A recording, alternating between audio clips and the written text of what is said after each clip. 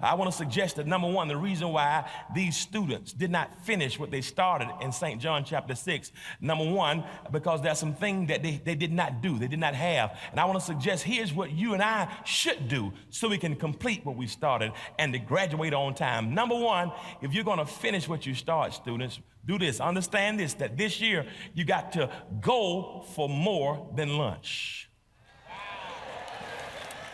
Y'all not going to help me preach here. I said, you got to go to school for more than lunch. What happens at the time of this text? Jesus has been teaching them all day long. The words have come from his lips. He's taught them as a master teacher. But when it came to lunch period, there was not enough supplies. They did not have a meal plan. They didn't have free or reduced lunch. And as a result, people are broke in this desert place city beside Bethsaida. And so Jesus peruses the crowd to ask a question: where can we buy bread? Where can we get supplies? And after perusing the crowd, they only discovered that one little lad had brought with him his 2 fish and 5 barley loaves.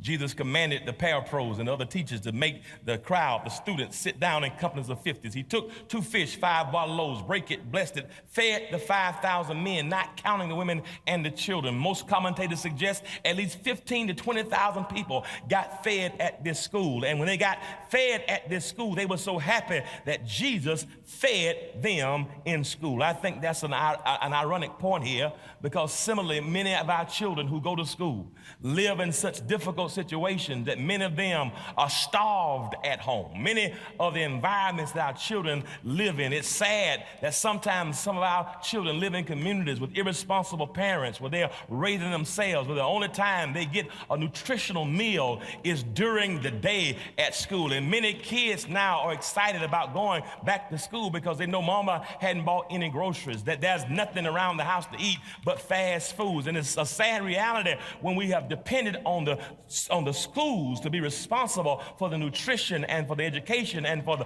love of our children. Let me suggest here that our children shouldn't go to school primarily. Their primary place of getting nutrition and food shouldn't be from the school system. And I want to suggest, if you got a child that you can't take care of physically, you ought to consider giving that child to somebody else. Too many of our children are starving Monday through Friday, as a result getting all kinds of things. It's heartbreaking to hear the number of kids who have to eat a white bread and find something to eat because mama is too caught up in her new boyfriend and getting her hair fixed that she has not taken the appropriate time to make sure her child ate. And while the boyfriend even now is playing the child's PlayStation all day long, while mama's at work eating up all the groceries, and every time you see mama and he got Jordans on but ain't working nowhere, driving mama's car, and mama got her hair fixed, and yet you see the child was stingy and hijacking clothes on because mama has put more priorities on a boyfriend than her child. Let me suggest to you